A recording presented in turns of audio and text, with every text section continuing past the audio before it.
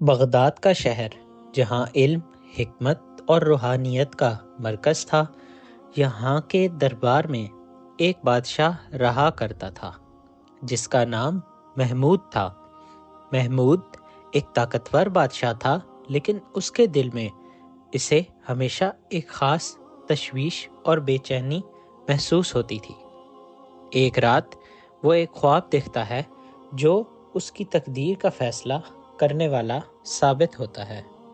رات کے پچھلے پہر بادشاہ محمود ایک عجیب و غریب خواب دیکھتا ہے۔ اس خواب میں وہ ایک ویران صحرا میں اکیلا چل رہا ہے۔ ہر طرف بیابان، خشک اور سیاہ چٹانیں ہیں۔ اچانک ایک جھیل نظر آتی ہے جس کا پانی شفاف اور نیلا ہے۔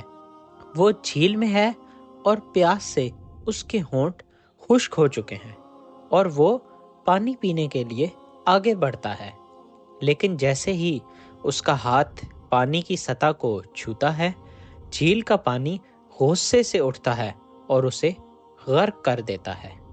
وہ ڈوبتے ہوئے جاگ جاتا ہے اور دل میں ایک خوف محسوس کرتا ہے، گویا اس کا مستقبل ایک خطرے میں ہے۔ بادشاہ محمود صبح اٹھتے ہی اس خواب کو یاد کرتا ہے۔ اس کی آنکھوں میں خوف اور بے چینی کی جھلک نظر آ رہی تھی۔ وہ سمجھ نہیں پاتا کہ اس خواب کا کیا مطلب ہے۔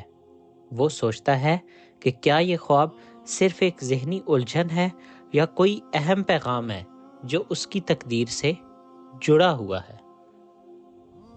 اس کے بعد بادشاہ اپنے دربار کے باقی مشیروں سے اس پریشانی کے بارے میں مشورہ کرتا ہے، اور ان میں سے ایک مشیر بادشاہ کو بغداد کے ایک معروف ولی حضرت انس کا ذکر کرتا ہے۔ وہ مشیر بادشاہ کو بتاتا ہے کہ انس کی حکمت اور روحانیت اس شہر میں بے مثال ہے، اور شاید وہ بادشاہ کو اس خواب کی تعبیر بتا سکیں۔ اگلے ہی دن بادشاہ نے فیصلہ کیا کہ وہ اس ولی کے پاس ضرور جائے گا اور ان سے اپنے خواب کی تعبیر طلب کرے گا۔ لہٰذا بادشاہ اپنا سفر شروع کر دیتا ہے۔ جب وہ ولی کے دربار میں پہنچتا ہے تو اسے وہاں ایک عجیب سا سکون محسوس ہوتا ہے۔ اسے ولی کی سادگی اور سکون دیکھ کر بہت حیرت ہوتی ہے۔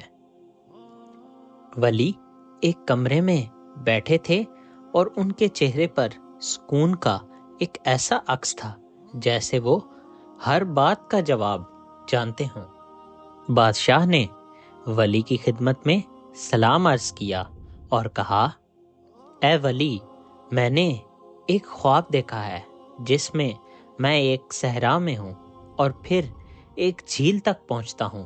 جیسے ہی میں پانی پینے کے لیے بڑھتا ہوں، وہ پانی مجھے غرق کر دیتا ہے۔ اس خواب کا کیا مطلب ہے؟ ولی نے مسکراتے ہوئے بادشاہ کو جواب دیا، بادشاہ محمود، تمہارا خواب ایک اہم پیغام ہے اور میں اسے آسان الفاظ میں تمہیں سمجھاتا ہوں۔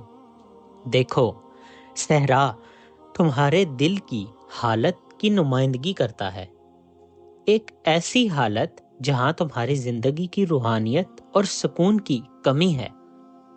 جھیل کا پانی تمہاری خواہشات اور لالچ کو ظاہر کرتا ہے، جو تمہاری اندرونی سکون کی تلاش میں حائل ہو رہے ہیں۔ جب تم پانی کو چھونے کی کوشش کرتے ہو تو وہ تمہیں غرق کر دیتا ہے۔ یہ اس بات کی علامت ہے کہ تم اپنی خواہشات کی پیروی کرتے ہوئے اللہ کی رضا سے دور جا رہے ہو۔ تمہاری طاقت اور مال تمہیں غرور اور بے سکونی میں مبتلا کر رہے ہیں، لیکن اللہ کی رضا کے بغیر یہ سب تمہیں سکون نہیں دے سکتے۔ ولی نے مزید بادشاہ سے کہا، تمہارا خواب تمہیں یہ سکھاتا ہے کہ تمہیں اپنی خواہشات پر قابو پانا ہوگا۔ تمہاری تقدیر اور سکون اللہ کی رضا میں ہی ہے۔ نہ کہ تمہاری طاقت یا مال میں۔ جیسے تم پانی کو چھو کر غرق ہونے کی کوشش کرتے ہو، ویسے ہی اگر تم دنیاوی لذتوں کے پیچھے دوڑتے رہوگے تو تمہیں ہمیشہ بے سکونی ہی ملے گی۔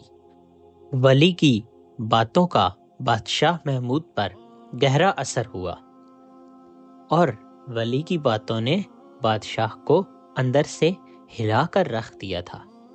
وہ سمجھ گیا کہ اس کا خواب صرف ایک تکلیف دہ پیغام نہیں بلکہ ایک رہنمائی ہے۔ اس کے دل میں اللہ کی رضا کا ایک نیا شعور جاگ اٹھا۔ وہ اب جانتا تھا کہ اس کے اندر کی خواہشات اور غرور اس کی تقدیر کا حصہ نہیں بن سکتے۔